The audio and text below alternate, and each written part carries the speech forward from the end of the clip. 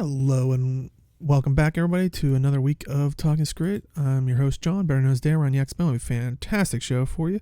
ArenaNet reveals a summer roadmap for Guild Wars 2, world performance and map cap testing, and the exploits at arena.net has been disabled, and much more. But first, let me introduce you to my fellow hosts. He's a moderator over at MMO Champion and streams every Wednesday on this very channel. I hope he is ready to look onward at the life to come for Guild Wars 2. Say hello to Jim.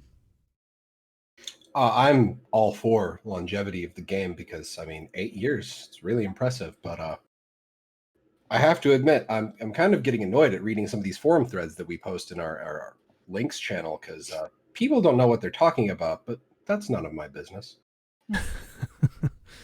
And she writes and streams for MMORPG.com. It's a balance patch, so are we going to hear her favorites, or are her favorites going to be met with cheers or with roars of anger? Say hello to Robin. I got there eventually. I'm so proud of you. Way to stick with it and get through it. Good job. Not the Talking Skrit way, just bumble through until you reach the end. We're like, down. Woo! I win. I'm done. We're down one Skrit, so the collective IQ is lower. Oh, right. Yes, that's true. Good call. Good save. But yeah, let us jump right into it, because since we missed last week, granted, the only thing really last week that I can remember that we were going to talk about was basically the release of the thing that's going to be this week, which is the balance patch. But we will get to that shortly, because I think the general thing I think maybe more people might be excited for is what's to come, which I think it was this past Tuesday, they put out a Guild Wars 2 summer roadmap. And it kind of had like a little graphic, which you can see right here, but it does pave the way for what they're going to be doing over the next, I think it led out to September. So next 2 months. That's the end of summer. So, yeah. So they have on there at the end of July, we are going to see the next Living World update, which feels like it just happened, but maybe, like I was saying during pre-show, due to 2020, all this stuff, internal calendar is time has no meaning. Yeah. Right. So I was like, when I read this, I was like, it feels like it just came out like a month ago. But they did say expect a trailer for it next week. So they didn't really say even a title name or anything. So I don't know. I'm curious to see where it's going to go. Well, I'm curious if without having to schedule the time for voice acting and implementing all of that, if that has helped to shrink down the production time on the episodes. Well, speaking of this is gonna be a long show if I can't even talk. The production of it, they did say that just like the last Living Story, due to the COVID stuff, the pandemic and all that this one will also be with no voice acting, similar to the last one. Yeah, that's basically what I'm saying.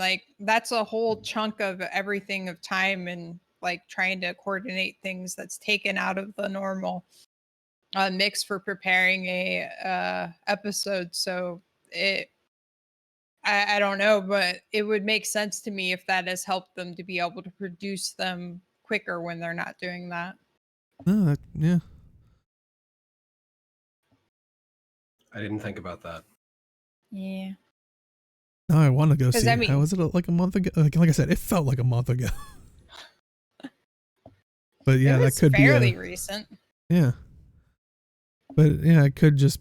That's a good point, because that is a lot of work to not just schedule alone, let alone actually taking the stuff and utilizing it. Yeah, especially if anybody comes in and talks like Deo. Yeah, but then see, they just got to know how to work it, because then they got a lot of outtake videos to put on YouTube, like they've done a couple of times. Boom! Just that's double dipping on content right there. See, Arena, see, I'll be get me as a voice actor. You'll have so many outtakes. Heck, you also might tell you might have to delay the living story. Oh my god. That'll be the reason. We're fine with the COVID stuff now. It's just Deo can't say a sentence. Yes. But yeah, and like everybody's saying, it's good that they're taking these precautions and stuff like that. I mean, we don't want anybody to have issues. But I mean, I absolutely miss the voiceovers, but like, I'd rather them do it this way than like either put people at harm or be like, no episodes until this is over or something, you know? Mm-hmm. Now, Either I way, have that would seen be some terrible. people also saying that other companies have figured out a way to do voice acting work, which granted, I haven't been keeping up with every single game ever, but I'm not sure if I've really seen any updates that have been using voice work that maybe hasn't already been done or not. But I'm curious that, like, because people were saying like a lot of voice actors have home setups and stuff like that, but I'd be curious to hear your guys' thoughts or. Well, my thought and understanding of it is like there's a wide range of variability there, and in order to maintain a certain level of quality, you need everybody using the same kind of stuff, having the same kind of dead space around them when we're recording, and like not everybody can necessarily do that in their own home. And plus, like, you know, it's just there's different ways of working it. And I remember, if I remember correctly, when Arena originally said one of the reasons they said was that they wanted to maintain the same quality of their sound and like the way they do it in the process. And also, like, my understanding is they have multiple people working on the lines together so that they interact together to help make the lines feel more real than like somebody just imagining it and saying it, you know? And like, yeah, you could have one person record it and then have the other person listen to that and read it, but like that still comes into a lot of variability in that as well. So I don't know. I'm fine with them doing it this way, honestly. Oh, that's odd. I have to run the repair on Guild Wars 2. What did you do? That's a great question. I logged off on Wednesday, and that's it. Wait, Jim, you're a developer in some other field, like thing not related to Guild Wars 2. Does that mean you're actually going to repair the game? Sorry, I couldn't resist. Oof. Press that button. Yeah, you just got to hit a button. Look, proof. Dev stuff's easy. Flip some levers, press some buttons. It's fine. Yeah, all you got to do is hit the repair tool. Why don't they ever think of that? With and in case anybody is listening, that was a joke. That's the joke. But the conversational nature that a lot of the NPC conversations are having, like people interrupting each other, like you can't quite get that the same when you're like you have an individual. It's hard to mix that kind of a natural interruption or pause in a sound like from somebody's computer. It's so much easier when you can see a person and when you know, okay, this is what my character is feeling and I'm supposed to interrupt now. And then you come in with the line and they have that little bit of trail off, and it's just, I get it. Like, I totally understand why they, like, I think recently there was a video, not a video, a movie that was filmed, and it was like a cast of 60 people on like a 33-acre ranch. And they only ever had up to 12 and like they quarantined everybody for 14 days when they got there. They quarantined everybody before they left. And it was just like, there was all this extra time into it. And I don't know if like ArenaNet doesn't have the space for that, the kind of expense that would be behind that. Yeah, I was say the financials alone would probably be. Right. I was going to say, if I remember correctly, they don't generally do the voice recording in their studios because, first of all, their studios are, for amount of people that work there, are kind of small, and their sound booth, they have like only, God, if I can remember, like 2 booths or something. It's not that much space. But I remember seeing from the voice acting managers who run all of that is they usually do it in LA, which probably has a lot of like perks to it. It's probably easier for some of the voice actors to get there, and various things and using an actual studio that's built for that rather than their little sound booths they have in their studios. Yeah, and that's just like you're saying, talking about the pandemic side, like Chad's saying, doing it over things. That's why you'd want to do it in a studio, is because all the things are already set up. Whereas, like we were saying before, I mean, and if anybody's ever done any online stuff like a podcast or anything with other mics on away from distance, it's like, especially their software, depending on the mics, might just go, hey, you know what? I'm just going to reset your settings in the middle of you talking, and it's going to just blow out the audio or something. Right. Yeah. And speaking from personal experience of doing voice acting work from home, I have a dog who barks at random ass shit. So, and then, I mean, people have seen on stream on Wednesday nights is my cat will come up to my desk and yell at me. So, like, a professional recording studio probably doesn't have a studio cat or dog that will interrupt the recording. Well, why not? I mean, they should. They're like, can we get one? I know. It's like having like kids, I think. Can we get a studio dog? I'll walk it every day, I swear. But yeah, so I guess my next question with that, because I saw some people like complaining about that. I'm like, it's different philosophies in the end, and like you said, like Robin was saying earlier, they don't want to sacrifice that quality get-go. They'd rather just hold off on it, and preferably not have to pay them twice. I mean, I'm sure they love their voice actors, but it is a business also. But I guess my question, especially to Chad as well, is I know a lot of people with the Last Living Story update, and I think it shows how important the voiceover dialogue is. As a lot of people are like, it didn't feel the same type thing. So my question would be, are people going to hold off on this Living Story episode coming up because we know now we do know how it is gonna kind of be like without dialogue and maybe that much of a separation from the story itself, or are people gonna wait? I'm not gonna wait, but it definitely does not hit as hard without the voice acting. The one line that was recorded for the little cutscene in the middle of the last episode, that hit real damn hard. Yeah. And I still have to watch how I say it because I don't want to take away from that because Krista still hasn't finished it yet. Okay. And it's a big deal. So I don't want to remove that. I was going to say, like, I feel like part of the reason why it was such a big impact was because there was no other voice acting and it just like came out of nowhere. Like you wouldn't expect it. And they were like, oh, okay.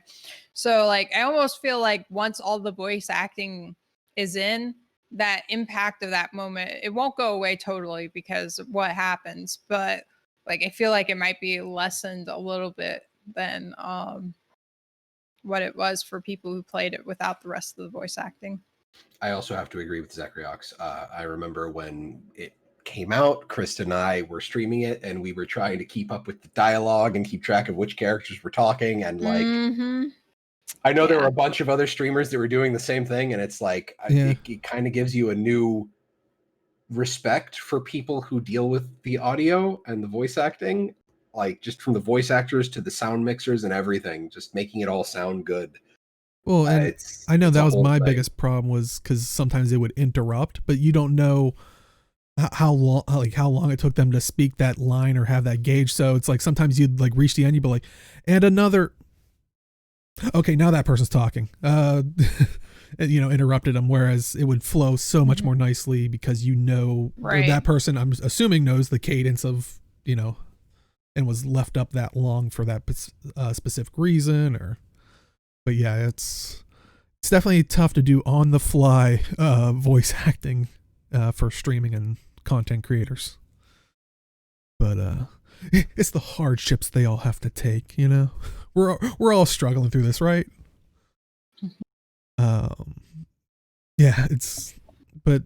So I'm curious to see if there are going to be other lines in the next episode to have a more impact. Because I was even thinking, I was like, well, that character, maybe they could have did that at any time, but I was like, well, they never talked otherwise, so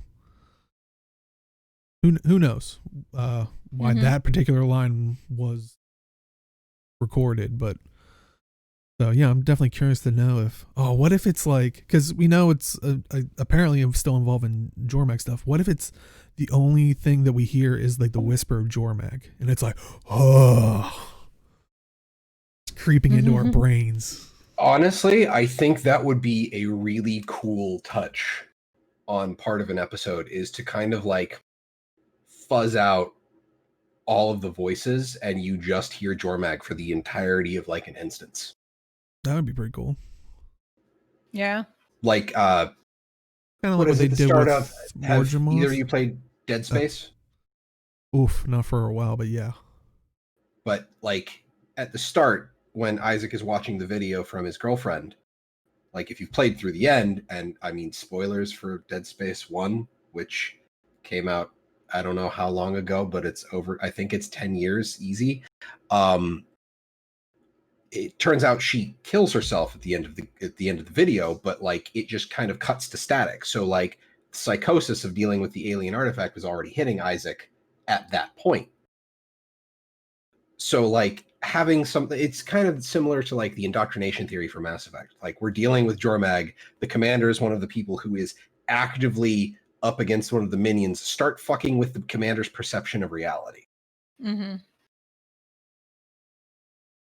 Yeah, so yeah, it'd be kind of interesting. It's almost like what they kind of did with Morgemoth, I think, if you played Sylvari. Like, I mean, I don't think they had anything that muffled the other voices, but kind of overlaying it. But yeah, if you weren't Sylvari, you just heard random garbled growling noise. Yeah. And then the person who was running the instance, who was Sylvari, went hostile to you, and it was just kind of a moment. Well, yeah, could be interesting. But any other thoughts on that? Like I said, we're gonna get a trailer next week, so we'll be talking more about that and having some kind of information. I am excited. But I just say I'm really, really excited they did a whole roadmap at all. Like that gave us this. That was awesome. Well, we still got more to talk about the roadmap. I was just trying to get through that first section since I was like, out though that I saw it and was like, oh my god. I was just making sure you didn't think that was happening. You sound like you were capping it, because I was like, I looked up, I'm like, we're 20 minutes in and we're only on the first part of the first topic and we still got a balance patch. Right. Yeah, so look forward to the trailer, and like we said, excited to see, end of the month for that. But then they said for the first half of August, we're going to get Festival of the Four Winds. We're going to return with Labyrinthine Cliffs and the Crown Pavilion. So, yay.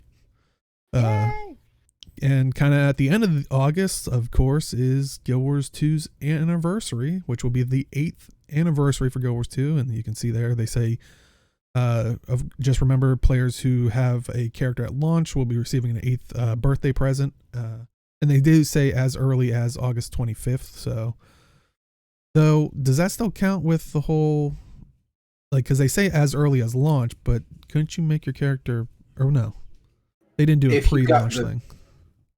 I can't remember if there was an early access weekend or what have you. But I think the 25th was I think the 28th was technically launch, but they did the 3-day. So the 25th. Yeah. So they already did the math. So never mind. Yep. But thank you, Carnifex and Hat. Oh, okay. Yeah. But yeah, so look forward to that. I'm kind of curious if they're going to do a new birthday thing or.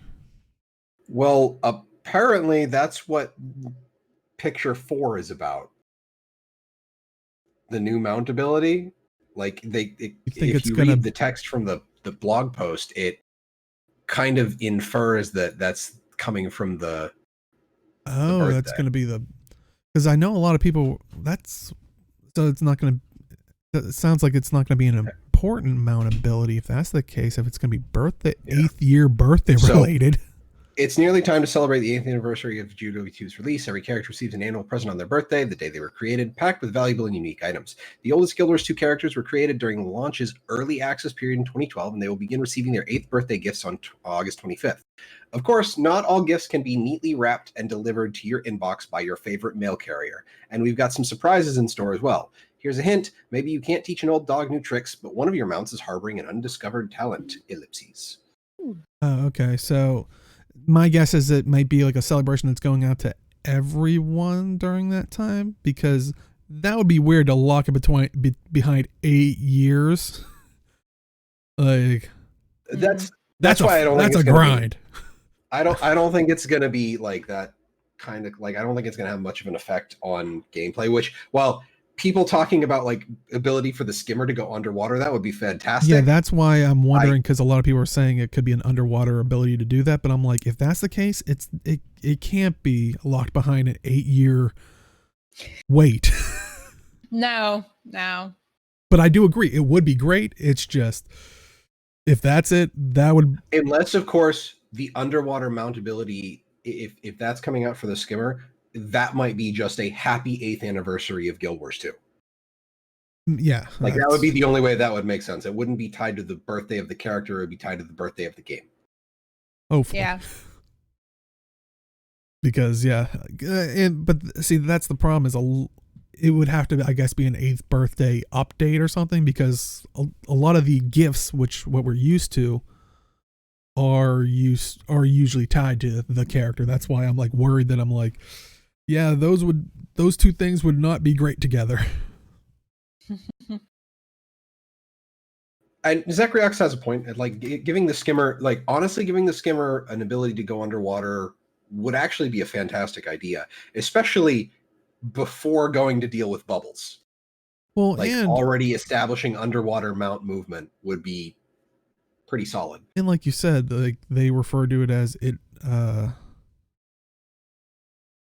What they like? How was their exact wording on it? Like it has one of your mounts is harboring an undiscovered talent. I mean, if it does, and it would make sense. I mean, they are hinting at it with the image there, but also, I think when they first talked about mounts with POF, didn't they always say like they learned to, because Alona was such a desert place, they learned to move on the ground. Like, so yeah, they were creatures of like the water, but they had to adapt. So it really does tie into that whole, like they have an undiscovered ability, like kind of going back to their roots in the sense of they'll be able to go underwater. So you should say the word harboring. You know what? I wouldn't put it past them. They are the ones that gave us the Mad King, so that's they fair. would love to play with the word. ZeKrioX bringing up like the hummingbird mount is like do little things for like some of the mount skins. Like the hummingbird would get a bubble like helmet when it goes underwater, and then like you could take the infernal skimmer, because the infernal skimmer skin looks like a cacodemon. Yeah, just giant clouds of steam coming up off of it. You'd see the person like smoke coming out of the water, like, oh, there they come. All right, but yeah, so that should be cool. And last but not least in the roadmap, they did say September we're going to see a new fractal. All they really said about it was dust off your best mountain climbing boots for a journey to a beautiful and treacherous heights. Ooh, where? I want to see our Colossus friend come back. I mean, when they talk about the Colossus fractal that you released the guy. Oh. Okay. I was gonna say, I mean, that's the only fractal that kind of involves a kind of, mountainous. I mean, you're climbing. But I wonder if it's going through history, kind of like some people are saying Stone Summit fractal, like something to do with like the, not Dredge Hunt, but the whole mountain chain there. Yeah. I'm having a rough weekend. Apparently. There's so much that it could be, and it could also just be something completely new.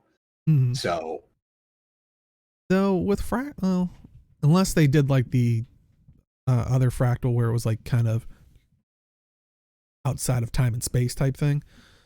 I was gonna say the one that they did where it turns you into like Jogo's minions, they kind of seemed thematic to what the stuff was, and we're kind of in the mountainous areas. So yeah, maybe it is involving this area. They've kind of been pretty good with pairing them up. But, huh? And yeah, like Chat's saying, we've encountered them recently. We've seen more stuff about them, and so they're trying to refresh in our memories of stuff. So yeah, I could.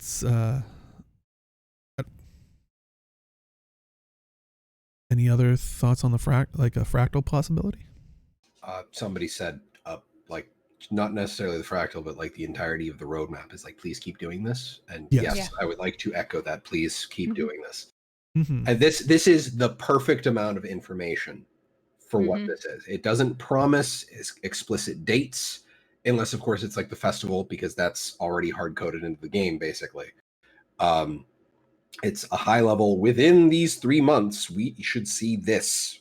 And yeah, it's not committing like we're working on, legendary crafting, and then that fell through the first time. And it's not like super far goals. So yeah, I like how it's pretty soon, concise, and to ZeKrioX's points about visions of the past that Teapot must have brought up, I feel like they kind of, because Drizzlewood feels like it needs to extend north. It feels like it's half a map, right? So yeah, like it feels like the meta could continue further up into whatever. I don't think the meta the meta that's there will continue further up. I think the meta will stay the same, but like kind of like how the other map was like 2 maps with a thing in between the transition, but it's still 1 map.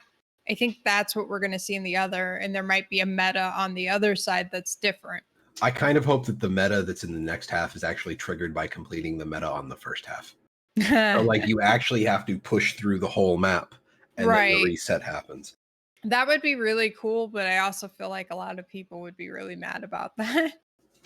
It takes like even a quarter of the time of some of the like Heart of Thorns metas. So like, and it's really, really like good on income for doing Drizzlewood. So I feel like just extending that to even double the length of it would still get you a whole bunch of people being like, okay, I get more time to have income from the bases. Right. But yeah. And that's the thing, is like this is only, about 3 months, so Vision of the Past could be coming, if they're doing more of it in November, December, early months next year. It's, so yeah, well, we're not going to get, but I don't know. Without like getting the other maps that kind of made Living Story like Living Story, like some, and that's the thing that's gonna be hard to do, is their meta maps. Like it's it's a nice feature for people that need to go back in, but I still don't feel it's a complete experience of Living Story. But yeah, hopefully we'll get more of at least all the solo or instanced off things so people can experience it. But yeah, so let's move on to patch notes, and I think first we'll just talk about all the stuff that isn't balance patch, and then just do balance patch, because that'll probably be so the patch notes, of course, patch came out Tuesday. Living World stuff was remote charge. This skill has been updated so it can target in shallow water. They did do some tweaks on some of the runes, and Rune of the Weaver and Rune of the Zephyrite. Oh, go ahead. I do actually have a point on that. I'm kind of disappointed that they removed the trigger on Leap Finisher. Weaver and Zephyrite are now stance skill for Rune of the Weaver and elite skill for Rune of the Zephyrite. I actually really wish they'd go harder on combo abilities and use more of them, and even expand the system, because I feel like it's one of the things that makes Guild Wars 2 combat unique. Yeah, so I I'm actually kind of disappointed to see these people change. talking about that, where they've kind of not had as much of a notifier focus on it. I mean, they're still in the game, of course, but yeah, it doesn't seem like they're pushing that as an idea, which could be problematic for, if they put in more end game content. It's like if you're not setting people up for that, I think it's going to be a bigger problem than like I feel like that's kind of where a lot of the, going back to like raiding topics and stuff, I think that's where a lot of the difficulty came in at first with raids, is literally from 1 to 80 they're like, no Trinity or anything like that, or but then they kind of reestablished a soft Trinity thing, which a lot of people are like, oh, we actually have a dedicated healer, I can't just stand the bad stuff and hit a heal and I'm fine, like, or other things like that. It's like, so I think that's where the initial difficulty came in, and like I'm worried that if that continues, that's gonna be another difficulty, that the reason it's difficult is they didn't teach people. Well, I think that one of the things that, and even every time you bring up, like, they brought in the soft Trinity, I think more about it, and it's not as brain dead as the hard Trinity, if only because you also need to know how your healer's abilities work, because a druid heals different from a weaver, or from a tempest heals different from a revenant. So you have to know how your healer works in order to make sure you are standing in the right spot to get their heals. So it's a little bit better than that way, but like, again, I totally agree. Like, there's nothing to tell you, hey, you need to learn other classes and other things other than just what your character can do. Yeah. Well, let's talk about the PvP and World stuff, and then, like I said, that kind of wraps up for the patch notes besides balance. But so PvP, more Rune of the Doliac, reduced pulse base heal from 43 to 22, reduced the pulse healing coefficient from 0.0225 to 0.01125. Rune of the Mad King, the summon skill triggered by the rune when using an elite skill has been adjusted. Reduced the number of strikes from 17 to 5. Increased strike power coefficient from 0.12 to 0.384. And now the skill strikes every 0.8 seconds instead of every 0.25 seconds. Rip Boots builds. Rip what builds? Boots bad builds. He loves working Rune of the Mad King into everything. Oh yeah. Yeah, it was literally like when he would do the videos with Wooden Potatoes, WP would actually be surprised when he's not using Rune of the Mad King for a build. Wow, that's funny. Also with the good. Well, it's just that Rune of the Doliac, I think that's more going in line with the previous healing nerfs that they did in PvP, because Rune of the Doliac baseline actually has a whole lot of healing to it. I actually use it on my warrior as just the base rune that I use all the time. Hey, QED. And it just, Rune of the Doliac, it just heals a lot. And it's toughness and vitality and passive healing.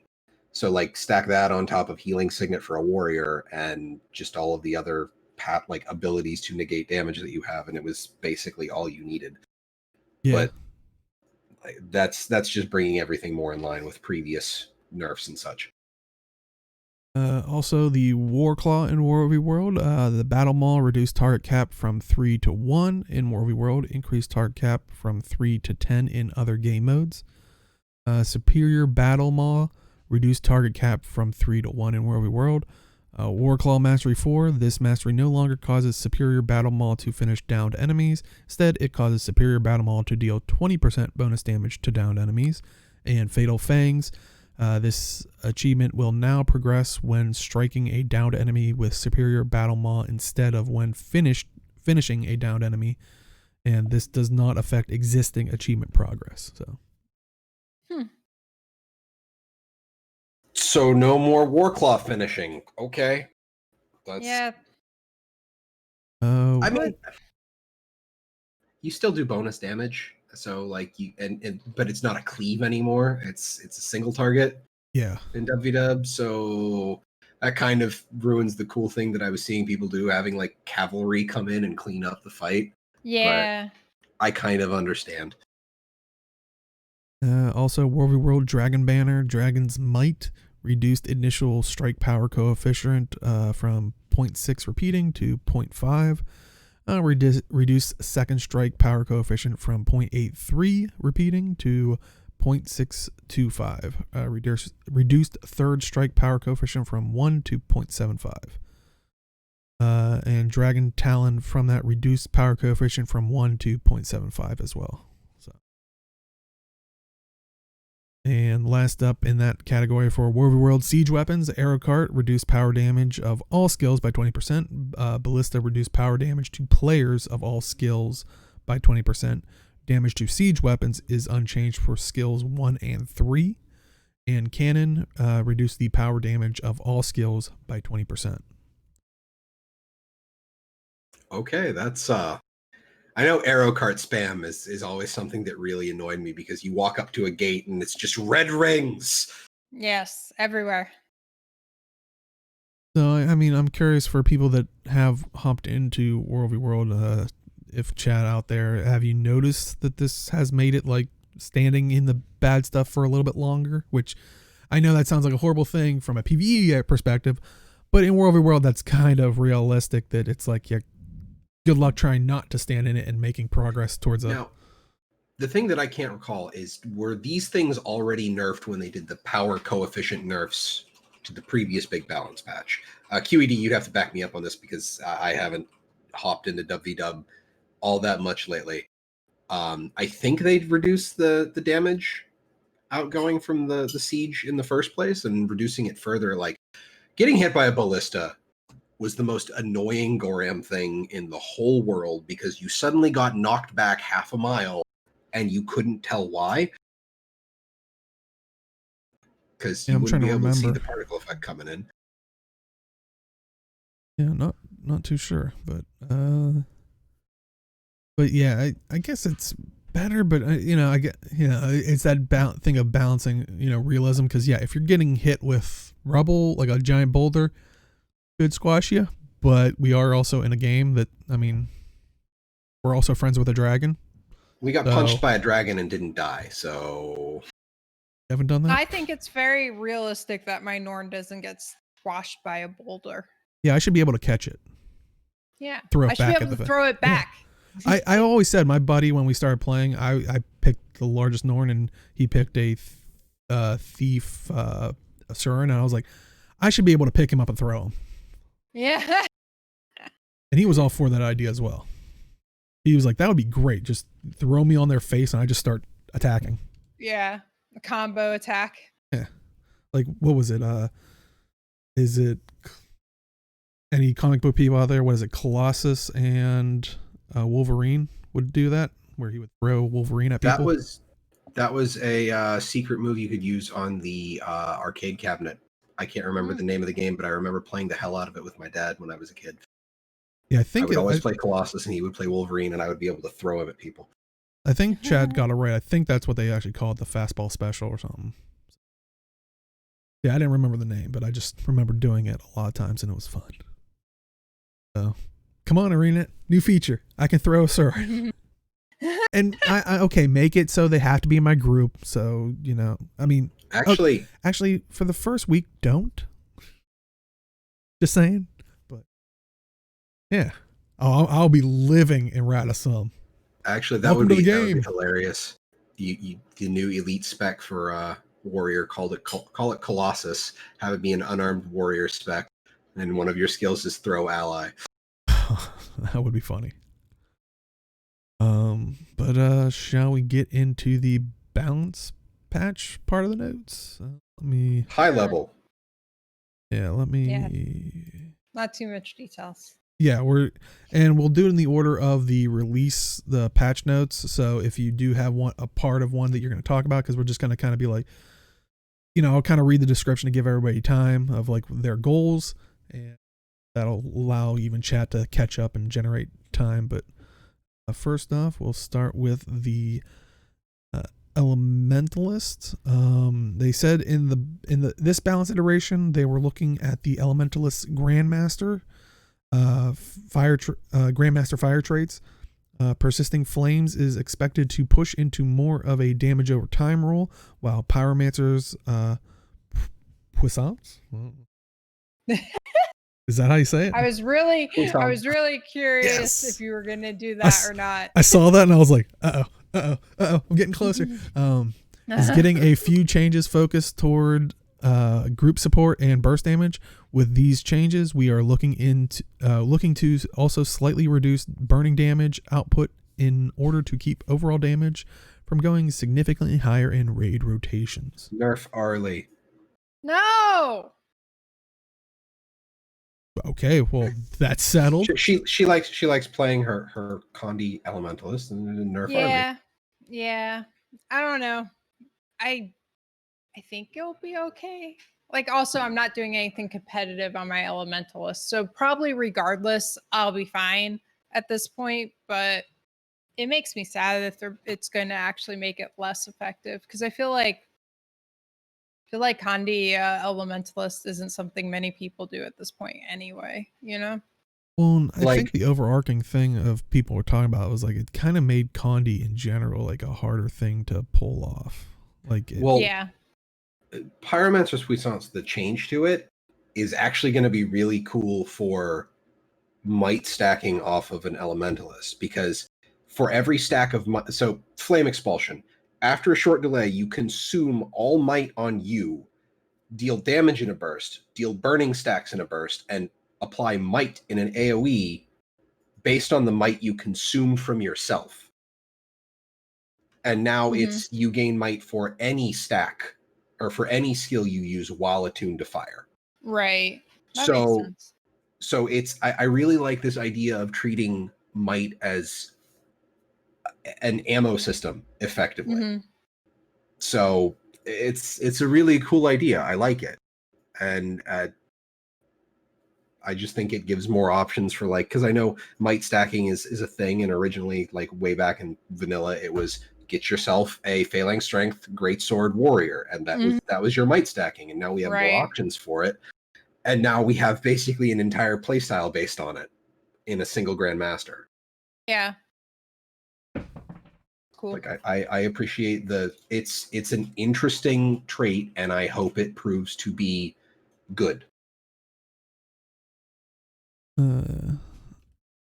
I mean, and to answer Chad's question, I think it's always like, I don't think this is the end of any of the professions. Like, it's always good to come back. I mean, Gift. I'm still using the raid build I used when we raided together, like, and it still works just fine. So, is that using staff, just out of curiosity, or it was Dagger, Warhorn, Fresh Air, but okay. I would use a staff if I had to be ranged. Like, I remember me and Gift talked about it, and it was like we went staff on Gorseval because you needed the range and the AoE. Right. Yeah. No, I was just curious because part of the reason why I stopped trying to raid with people was they always wanted me to be staff, and I hate staff playstyle on Elementalists. I mean, they've changed it a lot since that time, so it might not be so bad, but I don't like conceptually that. Yeah. It was one of the things where, it's the most against Guild Wars 2 philosophy, where even all the other skills were like you can move around and stuff, but a lot of staff stuff originally, I know for me, was like you had to be grounded because you're channeling a lot more. It's like it wasn't a fun aspect, but I do think they changed a good bit of that. But, the only thing that roots you is Meteor Storm. Okay. Oh, okay. I'm pretty sure all 19 other skills on the staff for Elementalist do not root you.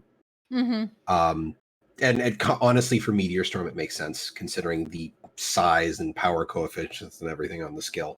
Yeah. So I was gonna say the biggest, at this point for me personally, the biggest issue I have as an Ellie is when I randomly switch to something water as my second attunement, because I always forget. I think it's the 4 skill will shoot you backwards, and I always forget about that, and then I hit it, I'm like, oh shit. Yep. You're in fire, and it's just like, why am I falling off of Gorseval's platform? Oh. Yeah. They do things like that a lot. It's like, damn it. It's like, where's Arlie? Well, that trail of flame might be the how we can find her. Just reminds me of the time I was on my hunter in WoW and I disengaged off of Outland. Mm-hmm. Off of the whole map. just right off the whole Goram map. Mm-hmm. There's easier ways to disengage with the game. It's just called logging off. Come on. I'm pretty sure I stopped playing for the day when I did that. So well, there it worked. It worked. Yeah, but let us move on to the next one, and it is our good friend the engineer. I was about to say, did Deo just forget what was next? no. Oh, maybe because when I have to go into a thing to change the thing. Sorry, engineer. Everybody saw me typing it.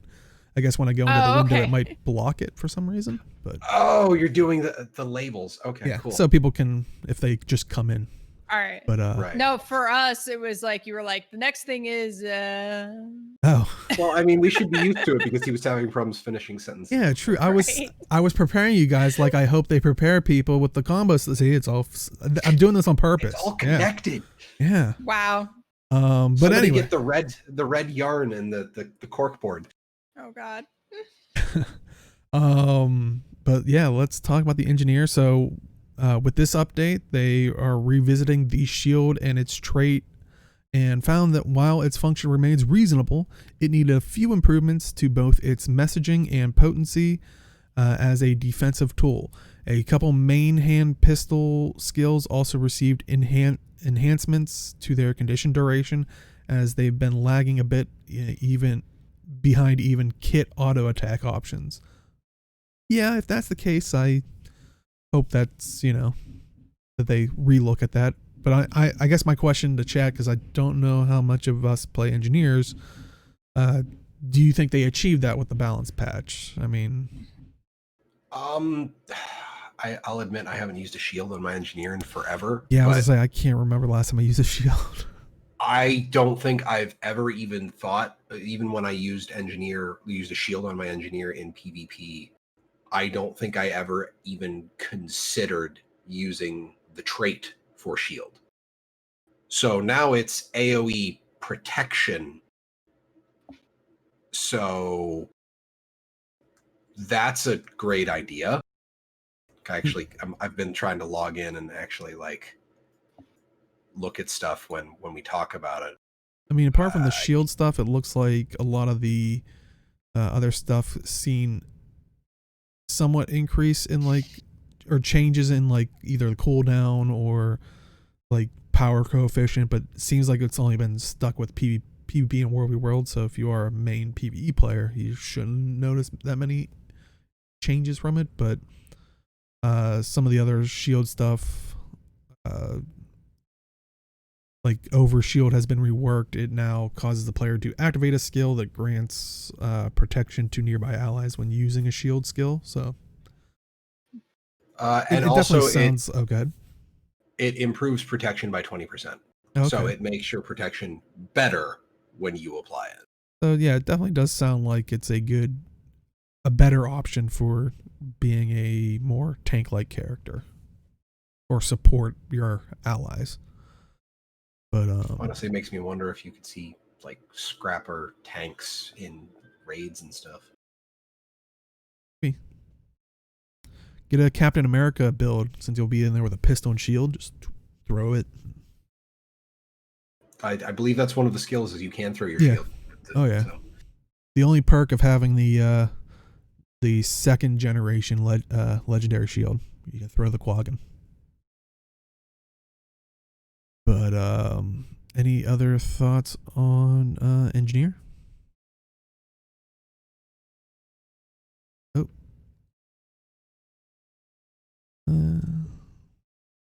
This balance patch basically reverts all the great changes associated with the previous patch. I did see some people mentioning that, but I mean, I guess we'll talk about this, especially when we get to blah blah blah blah. We know who CMC is, QED, so we're with you on that. But that's why I think it was a technical issue behind. And yeah, I was gonna say we'll talk about that because it kind of wraps into the topic after the balance as well, with them looking at the structure of War v World, but which I think is a good thing, but a good thing that they're looking at it to be more fluid, not necessarily maybe the balance patch stuff, but we'll take a look at it. Which one's next? The Guardian. So Guardians of the Galaxy. I don't even have to log into my character because normally my Guardian is what I play. The biggest change I think here is the Elite Shout Feel My Wrath. It is now a 30-second cooldown instead of 35, and it's 6 seconds of quickness for the Guardian and 3 seconds for everybody else affected. Oh, okay. Which I think they thought that there was too much quickness coming out of Guardian, which, I mean, that's kind of a Firebrand thing, so I get it. I don't think people will like it for the AoE quickness application, but yeah, I agree. Well, I think that is the only thing that really came out of Guardian out of it. I mean, there were other things, but I think that was the biggest one. A lot of like damage coefficients and time and like duration changes for condies and moons, but like Feel My Wrath is the biggest one coming out of the entire thing. Like, I think the next one is Retreat. Now has charge. It has an ammunition system, so you can actually like maintain swiftness in WvW if you don't have a staff with you. So there's that. But what a novel concept for Guardian to have, and it's only been almost 8 years.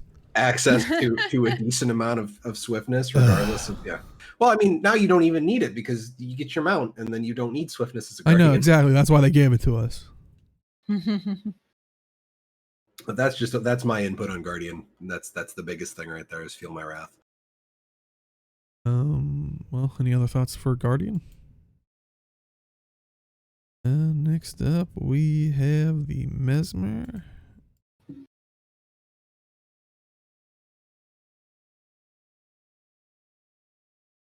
And, luckily, they brought back kind of the Chronomancer, which is somewhat of a yay. I mean, well, good. The thing that I saw, so I don't play Mesmer, so I don't know, but when I was looking at responses about it, one of the things that I saw that was an interesting thought was that they took away a bunch of things for the Chronomancer because it was overpowered, and then they worked on fixing everybody else so then they could add it back in and things would be more balanced. Which some people didn't like that method, but like if that's really what happened here, that makes sense in a level, because if something's so broken but you want it to work a certain way, like sometimes it's better to take that away and fix everybody else so that when things are together there's more balance than just like leaving it in and letting people be super overpowered while you're trying to figure out how to get the other classes brought up to because I'm level. trying to remember when they basically did it. Wasn't it back in like February? Like, I don't think they wanted it. It was a while ago. Yeah, I was gonna say they don't want to leave it for 4 months, 5 months, where they're just while they're trying to tweak other things, and so like Chronomancer's just destroying. So what you're saying earlier is like what Chronomancer was doing for a raid group was masking the problems with all of the other professions. Right, essentially. Okay. That's sensible. Big thing here is Chronomancers now they count as a clone now. So it's always 2 or 3 of me just hanging around. Yeah, so cue the Weird Al, and so now you can shatter with no clones up, which I honestly think that should be a thing for the Mesmers in general. I was actually talking to Most Excellent Hat about this on Wednesday while I was streaming. Apparently, Mesmer clones do not have the player pet damage reduction in PvE. So they do not take the 90% damage reduction when they are not the primary target of an attack, like pets do and minions for necromancers. That's interesting. So you're in a world boss or a raid encounter and your clones will just get cleaved out, I guess. Apparently phantoms are no longer targetable. phantasms are no longer targetable because they're just like the big attack, and then they turn into clones, which is cool. That's a good change there. But like, I feel like they could go to, you have to have a clone to shatter if they would apply the damage reduction to clones. Yeah. And people can tell me I'm dumb in chat if I'm dumb, because Mesmer is one of my least played classes. So please feel free to tell me if that would be a dumb idea. But, talking about what, like you said, they got their self-shattering for Chronomancer's back. It kind of brought in back what a Chronomancer was supposed to be. And so hopefully people are enjoying the changes with it. And kind of goes back to people's theory of it's kind of fixing everything. Like Robin was saying, they took it out a while to make sure they could fix everything else and then brought it back in. So yeah, it definitely seems like this balance patch is literally a patch, like patching it up, fixing it. But yeah, any other thoughts for Mesmer? And next up we have the Necromancer, and let me type that in real quick. And while Deo is typing that, wow, there's a whole bunch of stuff here that's kind of big. Yeah, before we delve too much into it, I have to tell you, my favorite comment I saw in response to this was that somebody was like, oh, wow, for the first time ever in the game, Necromancer isn't the best, like, profession. And I was like, clearly you don't remember the beginning of the game. I say when they start playing, like, with the expansions, Path of Fire? Like, it would have had to be playing with Path of Fire, because people still say Reaper sucks for DPS. I know. And we actually did a story on that. Well, I was going to say also, back when the game started, there were Necro had a lot of damage over time things. Conditions, the damage over time, the way it was set up originally in the game, was terrible, because like, especially for large group things, because if I remember the way the capped work on the number of things, it would just, I don't remember exactly how it worked, but like it was hard to get your dots up, and then if somebody else was there, they could max it out, and then you're just like not doing anything, basically. It was condition caps were 25. Right. Instead of like 250 or however much it is now. Right. And like a warrior, one of the primary trait lines they took was, I can't remember the name of the trait line, but it's like so many trait lines are like passive. Like one of the minor traits is passive. You bleed when you crit. So then you'd have all the bleed slots taken up by people who were just doing incidental bleed damage. And you'd never be able to put up your conditions. So yeah. And no, it was just really funny to me. I was like, okay, clearly this person doesn't remember the beginning of the game, or wasn't there. One of the two. Or they're just being hyperbolic about it, which probably some of the internet's doing that, which I agree with what Chad's saying. They're assuming that they're probably talking about where we were with Scourge. And yeah, we've talked about that, I mean, I think everybody was aware of that Scourge has kind of been, and I think this was one of the reasons why I think a lot, like I know personally for me and Jim were saying, like, we don't want to see new elite specs, because it just seems like a cool theme that wrecks a certain game mode, and that's what Scourge has kind of been on World v World. It's been one of the problems with Scourge and Firebrand, because both of their big gimmicks is controlling an area, because all of the tomes for Firebrand are large AoE buff or damage zones. And then Scourge is literally like focused around the Sandshade with some large AoE buff or damage zones. Firebrand is obviously focused more on the buffing, and Scourge is more focused on the damaging, but they have both options on both classes. But the first thing in this patch note, that the shade skills, these have been changed back to triggering at both the Necromancer's location and their shade locations with each use. I think that is a bad move. Yeah. Because originally they changed it where if you did not have a shade out, it would trigger point blank AoE. It was tied to the Scourge. And if you had a shade out, it happened at the shade. I feel like that was better balance-wise in a competitive sense, because then, like, one of the problems with Scourge is I feel like I cannot approach a Scourge in PvP. Because they can just deal damage in the team fight that's happening on the point, and also protect themselves at the same time with no cost of their Right. resources. There should be a trade-off. And with the way that you could range a Scourge in Eternal Colosseum before they changed the layout. Now that they have all the extra stuff on Eternal Colosseum, you can line of sight fairly easily, and that's like just the Scourge just make sure they can line of sight. And then you can't range a Scourge down because range is a Scourge's weakness. And you can't pin them down because they can consume conditions on themselves. So you can't lock them down. Right. It's just like there's no trade-off to their position of power. Mm-hmm. So I think that this is a bad move. Though I guess my question would be, how does it differ from self-shattering? Like, because doesn't the shatter emanate from the thing itself? Like you're shattering from the off Mesmer, of. yes. So if a Chronomancer can do that, it's similar. Well, that's why I don't think any Mesmer should be able to do that. But I also think that I thought you were saying the self-shatter was good for the Chronomancer. Oh, okay. No. I think that they should lose the self-shatter for the whole profession, and that clones should have the PvE AoE damage reduction applied to them. Like pets should be treated as, or clones should be treated as pets for the purposes of cleave damage. It is a trait, but so technically is the Scourge is something you have to trade into. It's not like it's across every single, like you're not going to have a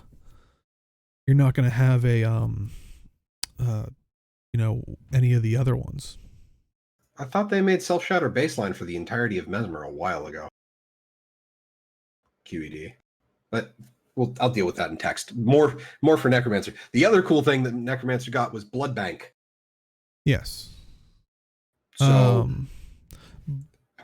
I was gonna say they messed around with some of the traits, the Grandmaster tier ones, where they kind of separated the wells and like the, separated them up. And yeah, I think the one that you enjoyed, at least the name and stuff, was Blood Bank, which, where is it?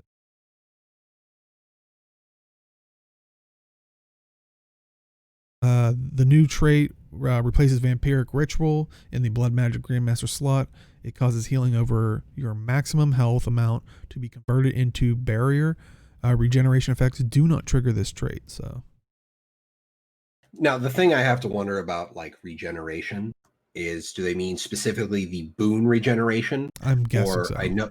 I know there's a trait where you regenerate health while in Shroud.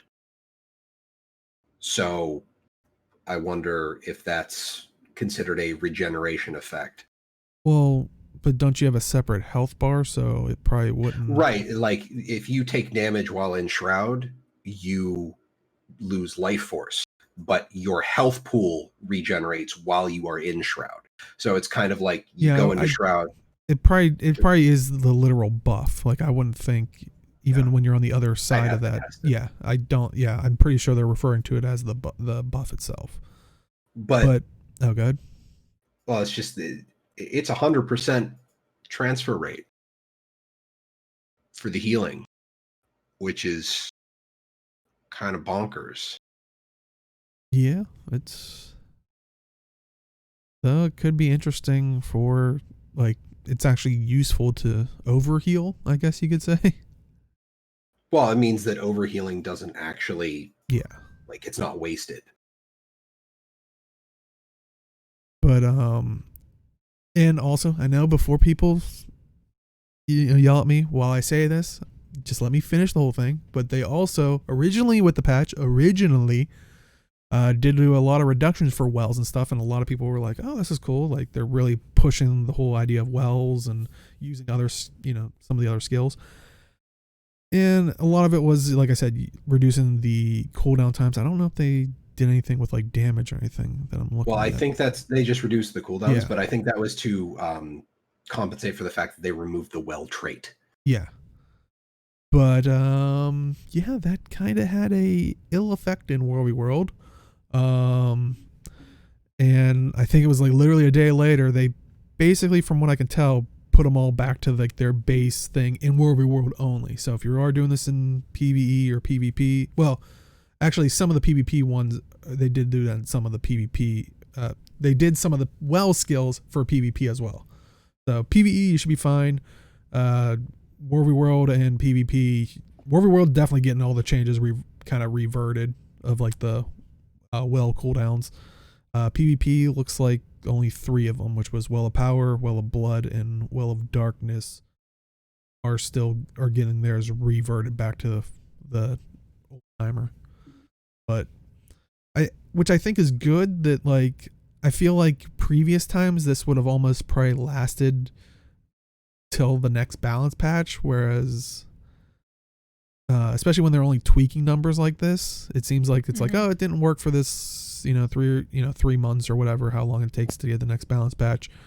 Whereas luckily they came back and saying, no, this absolutely does not work, let's gut it type things.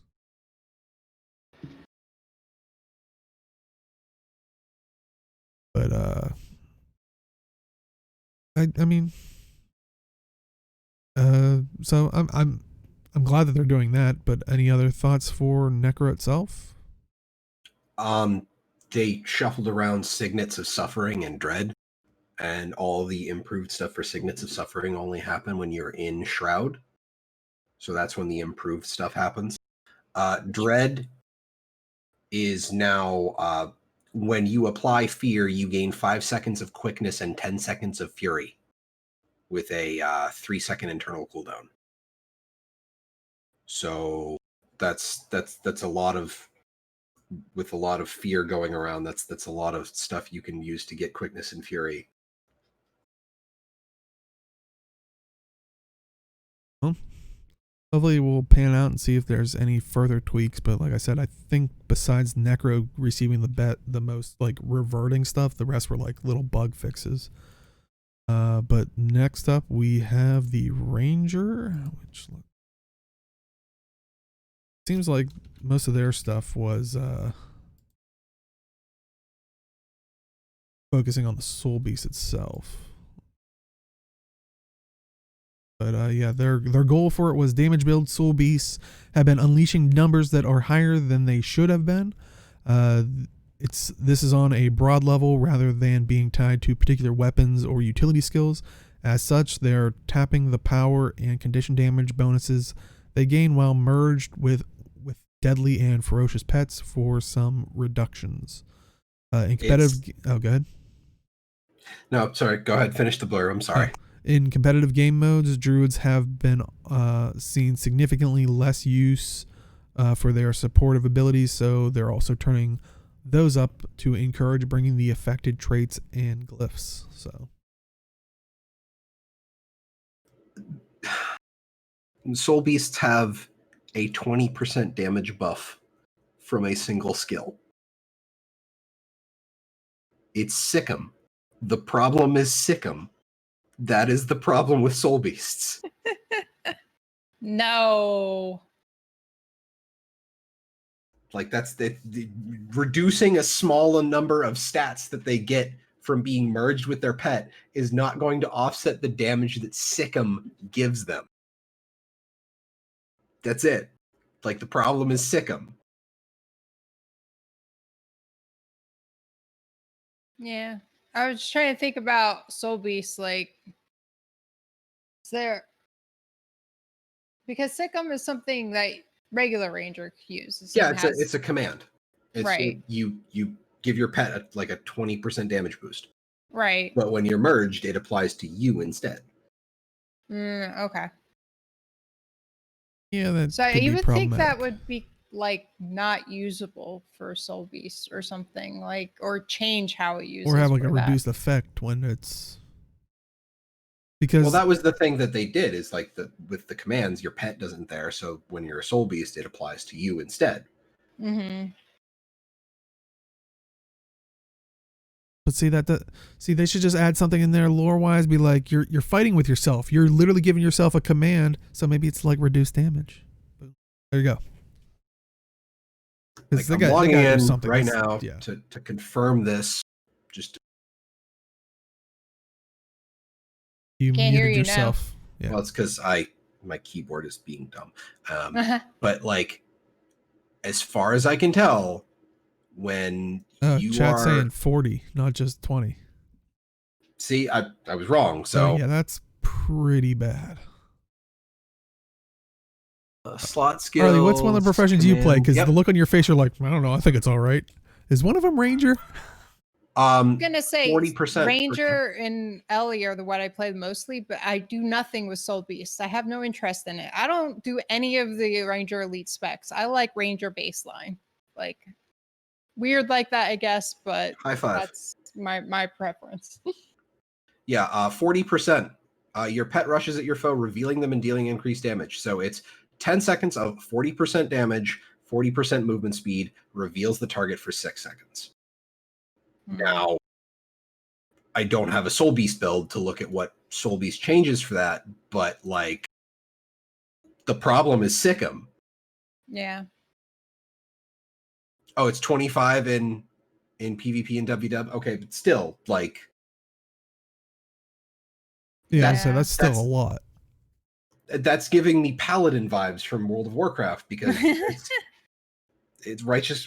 What is? Oh, I can't even remember the name of the wings. Righteous Avengers Lord? Wrath. Or Avengers Wrath. Yeah. Yeah. Like that's the whole problem with like they tried to tie Paladin or Retribution specifically to a 2-minute cooldown for a 15-second like 50% damage buff, and that's basically what this is.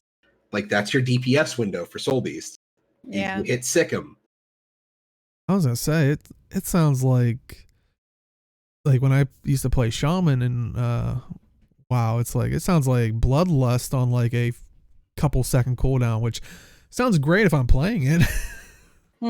Not great to deal with or to balance against. Yeah, no, it's oof. But yeah, that I agree with you. That sounds like that's the thing that needs to kind of be looked at some more. Not necessarily Soul Beast itself. We shall see. Any other thoughts on Ranger? Right, next up we got the Revenant. The other class I don't play anything on. Type fast and I put like Revenant in it. Revenant? Yeah. No, you should just keep typing EN. I kind of did that a little bit there when I was trying to type it fast. But yeah, they said for this update, they would just kind of want to do some quality of life improvements aimed at Revenants. We added the ability to swap legends in midair, changed a couple of skill requirements so that they can't fail, and set the 7-shot skill to fire without needing ground targeting to allow a Revenant to fire attacks more cleanly at a target. Changes to the Revenant on the competitive side are aimed at reducing the sustain available through reductions to damage mitigating abilities. And I mean, I'm glad for the quality of life stuff. It's just personally for me stuff I never really noticed, but maybe it was due to some of the, you know, why isn't this working type thing was maybe one of those reasons I never noticed. But yeah, I just never came across that issue. But Me either. Yeah. The change to 7-shot's pretty cool. I'm hopping in right now to take a look at it because apparently it's now aimed at a target instead of being ground targeted. which is nice. I mean, like they said, you ground can targeting do it in the air. Well, that and it doesn't follow terrain anymore, which is another problem that happens with a lot of skills. Which you muted yourself again. yeah, because I turned on the game to do it, and the game steals focus, which cuts the input from my keyboard for some reason. Right. I can't test it unless I have a target, and I don't know how to. See the real problem. You can't test it. You gotta switch it back. I just need to get out of Lion's Arch real quick. But the problem with a lot of like where missiles follow the terrain in, for example, Silver Waste, if the terrain is designed to fall away, your missiles go into the ground. Like if I use fire or water on Dagger on my Elementalist in Silver Waste, the particle effects and the missiles just kind of drop into the ground, where the hole into the Silver Wastes, like where you go to fight the the bosses for each of the areas, that's what happens. I used to remember that with I don't know if they still do, but wasn't that with like Dagger Elementalist, like when it shot off the fire, like the flame fire streaks or something, it would always like it would go across the terrain, so it would like sometimes just yeah, it would just disappear. Yeah. Okay, 7-shot is actually, they changed the animation so that it now fires this like in order. It fires the center shot and then the next 6. Yeah. So it's just like in a wave going out, which it looks really cool now. So now that means that the projectiles land separately a little bit more reliably, I think. And you don't have to, and it doesn't like lock the targeting in a direction. It always fires at the target, even if you're still moving around. So I think that's a usability buff for 7-shot, really. Cool. Any other thoughts for Revenant? Next up we have Thief. And they deleted that. So moving on to Yay! Not yet, unfortunately. Why couldn't they be like the Chronomancer and move that for 4 months? Although I have to say, like, the explanation for Thief is like a fourth of every other classes. Yeah, well, the Thief's changes in general is like a fourth of everything else. And I think that, it didn't seem like it was going to be too much, just because even for the preview thing that they did last week, they were like, we don't have everything here. Like, they didn't even put the Thief stuff, because I don't think everything was like cemented in or anything. But yeah, they said with the Thief, this update, they're looking to improve condition builds in PvE while reducing more egregious condition builds in PvP and World v World. Good. I am so goram tired of dealing with Condi daredevils. I haven't even played PvP in forever, and I still hate dealing with them. I had no problem with thieves in general until I started doing PvP, and then I was like, delete them, get rid of them, done. Arguably, that's where it came from.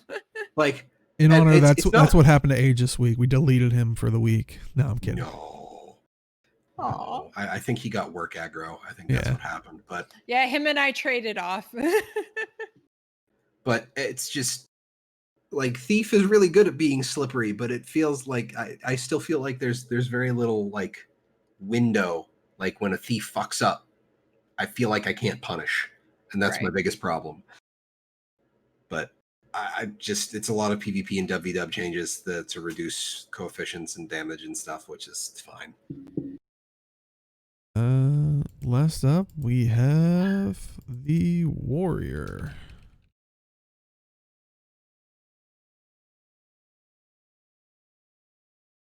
They said for this update, they wanted to focus on the Warrior around improvements to some of the lesser used offhand weapons, as well as some lesser used traits in PvE. Since these weapons see little use in competitive modes, we are being a little aggressive with the changes, but we'll be watching to see if they become overbearing. So were they too crazy? It's increase some power coefficients. Yeah, I was gonna say, I haven't heard as much uproar as like with the Necro stuff that got reverted with like, so it doesn't sound like it's all that bad. Like it hasn't. I've heard more complaints about, the Necro stuff that got changed, and the big thing here is Spellbreaker gets more damage from their boon strip stuff, break enchantments and loss aversion in PvE, which those are very limited in use in PvE in the first place. So it's nice to see them have the damage. Not enough? What do you mean, QED? For Warrior specifically. But like seeing a little bit more damage in PvE out of a Spellbreaker for, ostensibly the situations where they should shine and dealing with enemies that have boons on them. I'm happy to see that. I know that there are people that don't realize that they need to boon strip the Eye of Zaitan in the hologram arena, and they just stand there and punch into its 25 stacked might and its retaliation. which makes me sad because people then just fall onto the floor and I have to continuously res them. Right. Well, and QED, I don't think there's a problem with elite specs not having a representation in PvE, as long as they have representation in other game modes. I feel like Spellbreaker has, if you're talking specifically about PvP, then I feel like Spellbreaker really needs to shine in PvP. Like, I feel like PvP in WvW is where Spellbreaker should be amazing. And I don't mind if it's merely mediocre in PvE, because I like the way the concept for Spellbreaker was done. I've always felt that was the intent, like that it would be a go-to for PvP and World versus World, just because the concept of it is something that would work there. But I'm not sure that they've hit that with it really yet.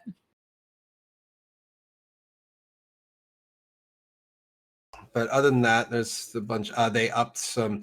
Tavik, you should be happy. Cyclone Axe is got buffs in PvP and WW.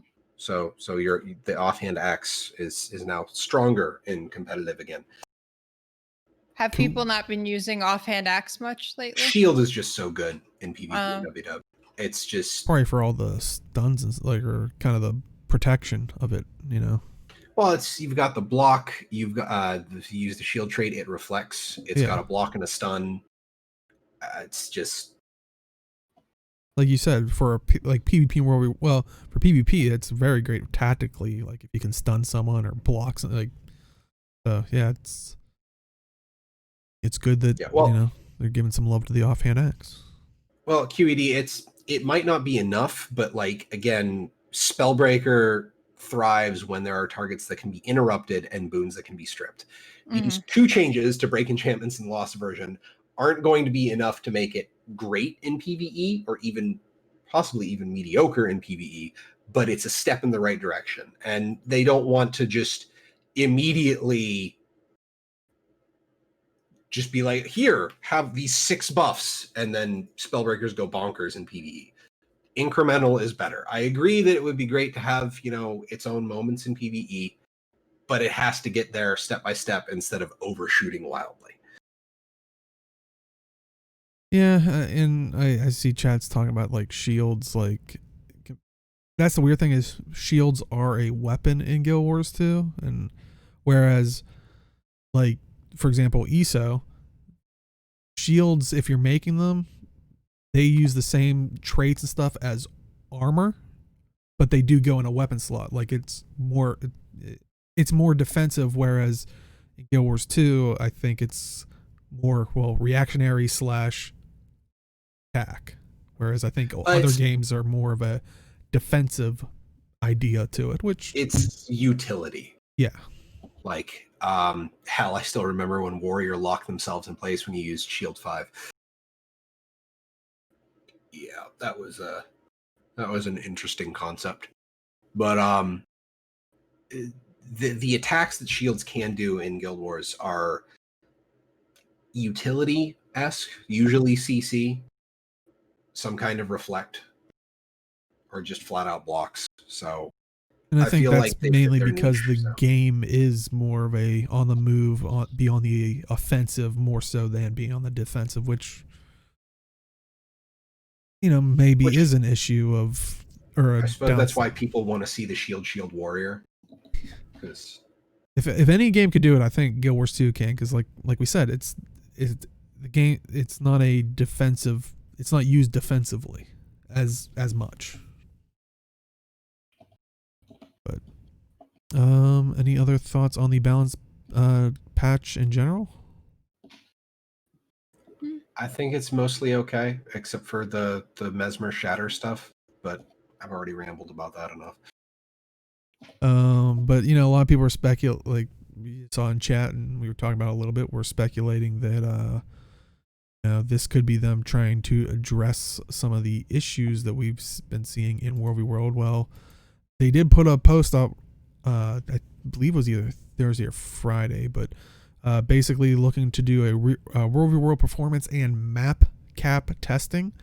So long story short, the WvW team plans to do more testing in order to improve optimization and skill lag in WvW starting this weekend.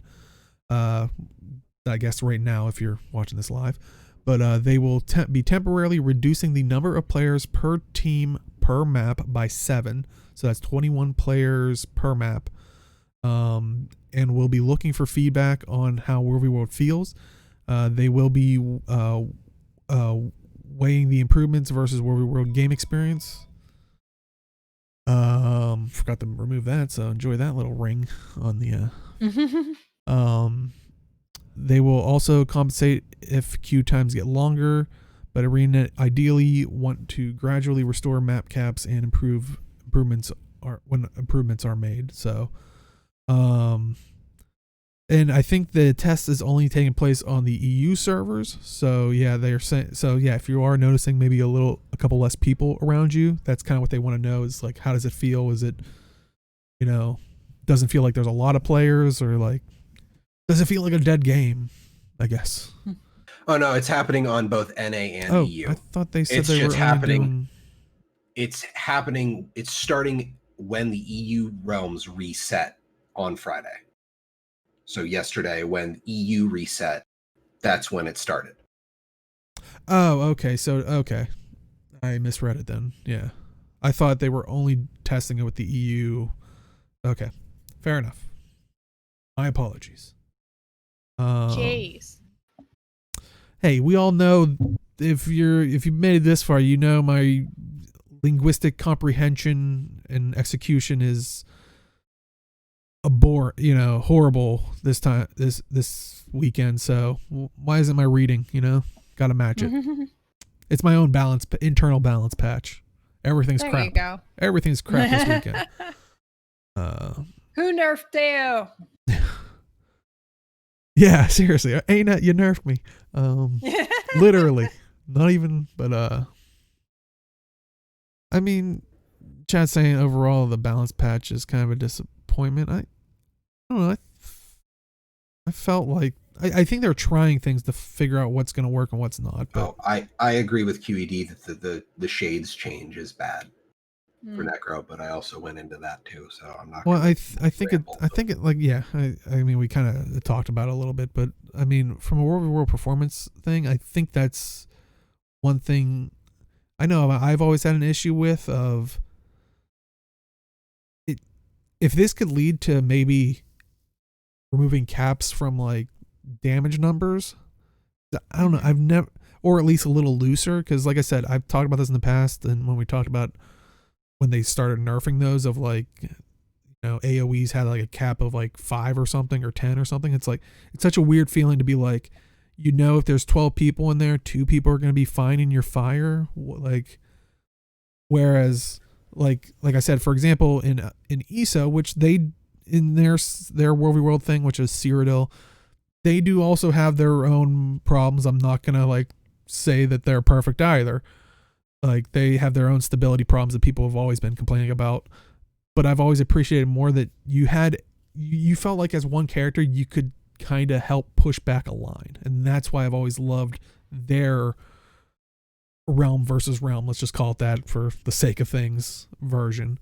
Because I think theirs, last time I checked, was like the first either 10 or 20 get full damage, then like 20, like the 21 to like 30 get like a 50% reduction. Like, so for people to stop getting any damage, it was like a lot higher of a tier than what Guild Wars 2 was able to do to be stable. But could you spam out as many AoE fields in comparison to Guild Wars 2?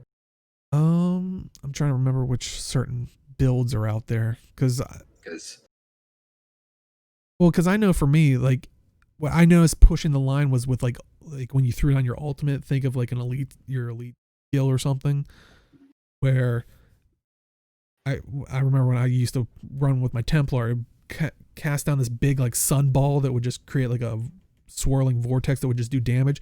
I could actually see a line move back, whereas I feel like if I throw down an AoE in Guild Wars 2, 5 people might run out eventually. Well, all things like, okay, one, reading this thread, Oh yeah. people have like, there is a lot that goes into optimizing code for server use. I recently went through it, dealing with something called asynchronous processing, which I'm not going to get into the weeds of it here because I myself barely understand it, and I don't want to have to try and de-spaghettify the knowledge in my head to explain it here.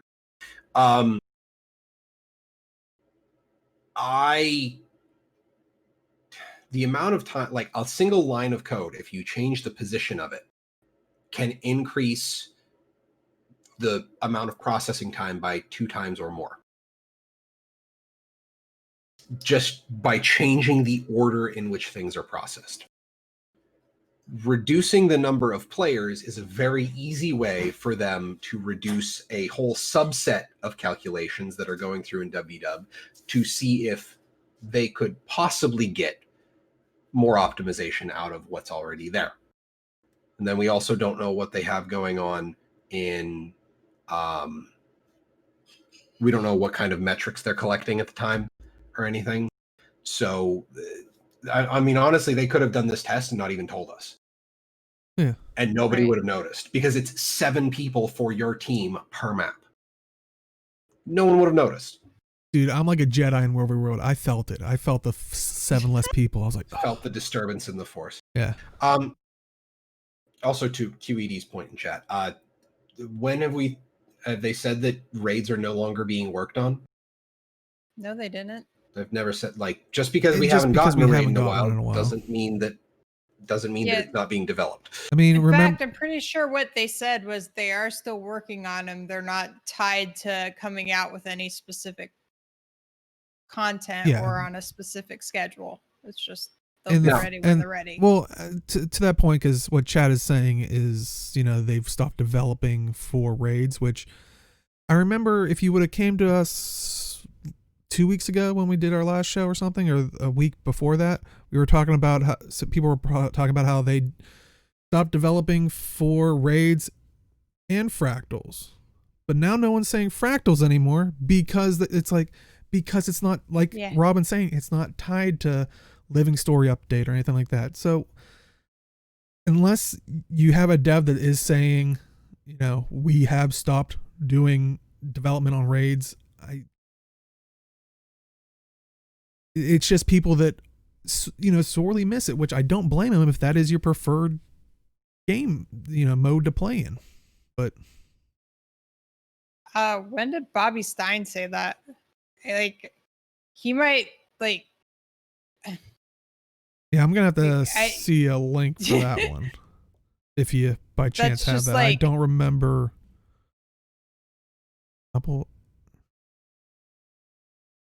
That would require Reddit being an actually useful forum. I don't like Reddit on a mechanical level, but all right. I mean, if you can grab me a link, I'll gladly say that. But I mean, I'm just, no offense. But granted, that was a couple days ago, which is fairly new. Does that mean that narrative isn't working on a raid, or does that mean that the company as a whole isn't working on a raid? Well, that's what I was saying. I need to know exactly what he said. The exact wording of it. Okay, it's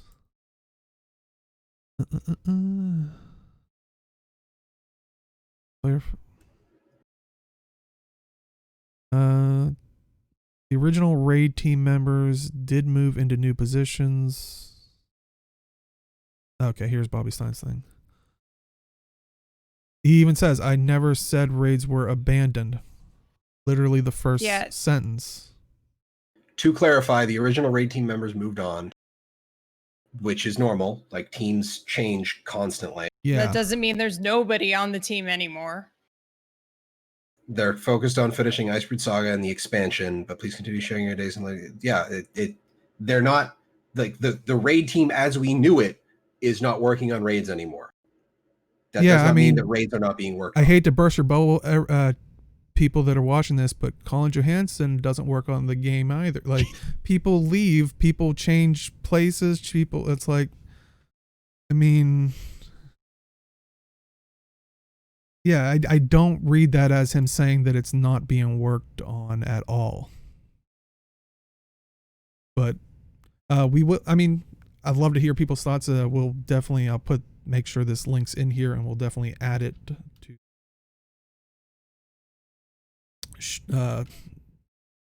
description in YouTube and stuff. So definitely love to hear people's thoughts.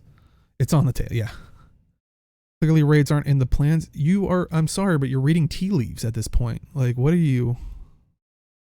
Yeah, that's not, he literally did not say that raids are not being planned at all.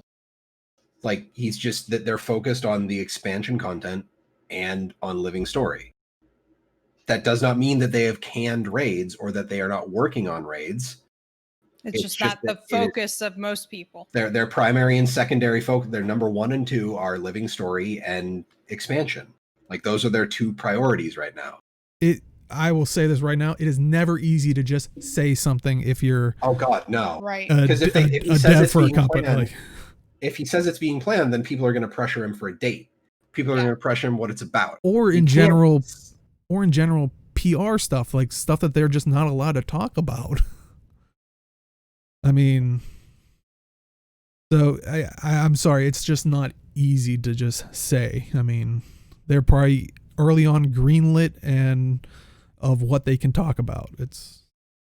And sometimes people slip up, but that's humans in general. But yeah, I think from reading that, coming to the conclusion that they're not being worked on at all is going a bit further than what is actually said. Yeah, it is reading a little into it. So, and honestly, like, I know everybody. Yeah, but it's still a game mode that they have to account for, QED. Like, it exists, therefore they must account for it. They can't just abandon it. Like, technically, they have abandoned dungeons, but that's still 5-man content, and if they balance for fractals, they're balancing for 5-man content. Yeah, sure, dungeons aren't as hard as fractals, but it's still something they need to do. Like, it's still something they have to account for. Yeah. I mean, it's still something in the game that people do.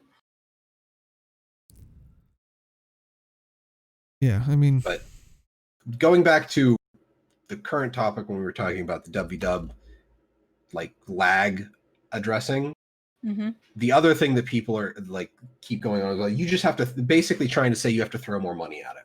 Because they're trying to say that the WvW servers are all on, like, low-end Amazon Web Service stuff. One, like, how is that known at all? Ever? What's the old thing from the 90s? My dad works for Nintendo, or my dad knows someone that works for Nintendo. Like, right. My dad works for HarrierNet. He knows. And let me put it this way: my company works off of Azure, which is Microsoft's cloud services. I moved my website that I work on up one single tier of their hardware plan for the virtual server that it runs off of. And it was previously the same tier of the test website that I run everything off of. Night and day difference on a single tier up. Now we're looking at WvW. I don't know how many servers run WvW. I don't know where the processing goes. I don't know what kind of cluster that looks like. But the more servers you have there, the more servers you have to upgrade in the cluster. Exponentially, it increases the price by that. And you always look to work out of the code first before starting to throw money at the problem. Like, a lot of my load time issues, my boss was like, look, I can afford to bump you up your live web server up to the next tier, get it to be a little more powerful. Do you think that would help? And I'm like, probably. I'm still going to try and optimize my code, because you should never stop trying to optimize your code if you're a developer. Don't get lazy with your code, please and thank you. But, like, the amount of money involved in it, is just going to be that much higher. So like, I really hate seeing people just kind of like armchair deving and saying, just throw more money at it. Because I don't like the kind of development that incentivizes. Because it incentivizes shoddy work to just let the hardware do all the heavy lifting for you. Yeah. And we all know it's, you just gotta push a button, right? I mean, you even revealed it. Apparently, you have a dev kit for Guild Wars 2. It had a repair tool. We all heard you pre-show, or was that during the show? I don't know. That was during the show. Okay. Because it was at the start of the balance patch thing where I wanted to go in and look at stuff while we were just so I could. Yeah. That's how I double checked that Sikkim was 40%, like QED said in chat, just because that sounds ridiculous. Yeah. But like going back to QED's point, like raid, I don't think raid balance is taking a priority, because I'm pretty sure that like the balance team or the people who are working on balance don't exactly like. I don't think the same people that work on raid balance are the same people that work on PvP balance, or that work on WvW balance, or like, it's not always the same people. So if you see some stuff come out for raid balance, well, maybe that's just something that somebody did that they had the time for. Like they pushed these changes through, they got it tested, and then it got into the next release. You see a problem, you address the problem. There's a whole, like, there's most companies, when they're looking to patch stuff, have a ticketing system, and all those tickets have priorities. And if you can't finish something for a release, you pick on low-hanging fruit just so you can get more of the queue cleared out. It's not like it's priority, it's just trying to make the most efficient use of time. Which, any other thoughts on that? I mean, no, I'm good. Well, funny oh, go ahead. Well, it's just, I'm just glad that, like, again, I said that, they could have totally just done this WvW test and not told anybody about it, but it's nice that they're actually communicating it. So, yay. And you know what I'm thankful for? You talking about a ticketing system, because funny enough, with all these balance patches and all these different changes, there might be like little things they miss, like exploits or something like that, or, issues. Normally you would just send an email to exploits@arena.net, but apparently a Reddit user, Samug, hopefully I'm saying your name correctly, but they wanted to report some hackers in PvP, and they sent in as they say, appropriate footage to the email. They got a response, and I'm not going to read out the whole response, but apparently the exploits email was disabled. But don't worry, I mean, they did recommend to put in a ticket, which I know a lot of people have always seemed hit or miss with the ticketing system, but it seems like they're going a more unified way going forward, which I guess isn't a bad thing, because sometimes that can be a little annoying for people that aren't constantly going to forums and stuff, where they may know about the emails, where like a ticketing system trickles it all through one pathway for the gamer, for internally the gamer. But basically it was just a response, tell them to go to help.guildwars2.com to put in a ticket, or could email them at support@arena.net, but stuff like that. But yeah, they removed the disabled the exploits at arena.net. So just a little heads up for people that are. Yeah, I know some people I saw that like were freaking out about it. Like they're not taking exploits serious anymore. But I was thinking about it, and I was like, how did you find out about the exploits email? Because I don't think it was in game anywhere. Like, I was saying, I can't remember her. I didn't know it existed until the link went up in our links aggregate channel on Discord. Yeah, because I know how I found out. I found out from other devs. So I was gonna say, I remember. That is not an intuitive process, and especially if it's not in game. Like, I feel like putting it as part of the ticket system will make it more streamlined and easier for more people when they see some bad behavior to report it. Yeah, just have every all player communication about the game for technical stuff to come in through the same channel, and then disseminate it out to the teams that need to handle it is the most effective way to deal with it. Especially if it's through certain things, like it looks like this, the help.guildwars2, like a actual system thing. Because boy howdy, going to certain companies and they're like, oh, do they have access to this giant group email thing? Oh wait, for some reason their login information isn't active, like they're not accepted to, like, Well, I remember spending, like, certain people would not have access to that for a week when they first started up. So I could imagine streamlining it more to this system might be slightly better from that aspect as well. Well, the other side of things is it's possible that this email just funneled into their existing help desk system, because there are plenty of True. help desk systems that take email input and immediately convert it into a ticket. Yeah. And yeah, chat's also That's- saying they've never seen it in game, but they've seen it posted on forums and Reddit and stuff. And I was gonna say, I remember what was the one that was like off, like this was like maybe before hot or after hot or something, where they were offering, one of the devs was offering like gems or something if people found like big exploits that they could, and I think they were putting out that exploits email just to be like, I contact them. Vaguely recall Was something like that, but Chris Cleary or He I do- actually did.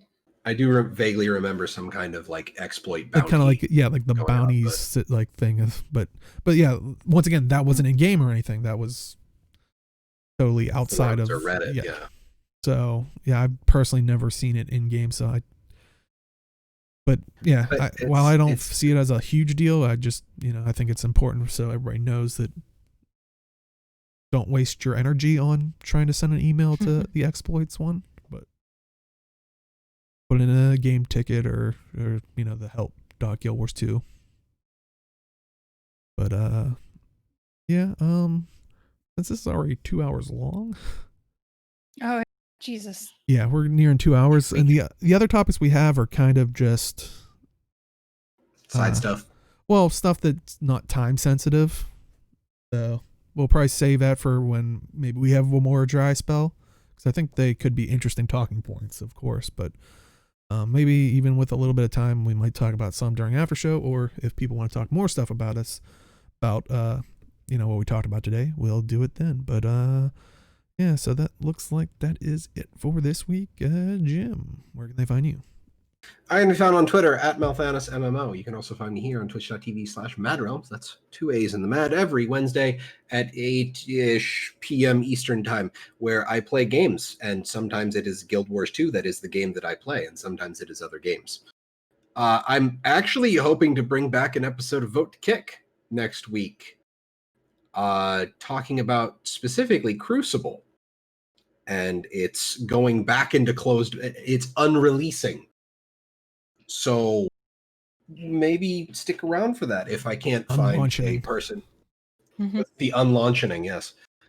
If I can't find a guest for that, I'll push it back to next week. But I definitely want to talk about that. And no, Tamik, we don't want to do a 3-hour show. Thank you. But I hope to see you all on Wednesday, regardless of whether it's Vote to Kick or just random streaming shenanigans. And I hope you all have a fantastic evening. Awesome. And Robin, where can they find you? You can find me at Arlie82 on Twitch, Twitter, and Instagram. I had been streaming pretty regularly for MMORPG, but like work has been insane the last few weeks, so I haven't been doing that so much. So as soon as things die down and I can get my brain back together, I'll get back to streaming. Awesome. And you can find me at simply_Dale on Twitch and Twitter. And yeah, I kind of took a mental thing with everything going on in the world and also personal stuff. And hopefully probably going to start streaming back again Sunday. But yeah, I kind of took off like last week as like a gap thing.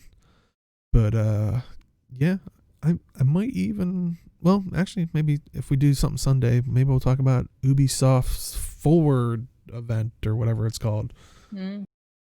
Should be fun. Yeah, come hang out. But if you are just popping in, do stick around. We're probably going to do a bit of an after show. If you want to watch this in full, we do highlight it on our Twitch, twitch.tv/madrealms, 2 A's in the Mad. That's also where you can find us doing this every Saturday at 4 p.m. Eastern, 1 p.m. Pacific. But if YouTube is your preferred method, you go to youtube.com/madrealms. We put it up on Sundays at noon Eastern, 9 a.m. Pacific. If you want it all in one nice little compact present, I don't know what I'm looking for. Look, I'm already falling apart again at the end. Just go to our website, madrealms.com, 2 A's in the Mad, and that is also where you can get the audio version of the podcast. But yeah, that I think is it for this week. And yeah, we're hopefully going to do maybe over the next couple months, maybe some one-off things, kind of like how Jim was talking about. So expect some of that kind of stuff. So yeah, we'll see everybody next time and in the game. Good night, everybody. Bye.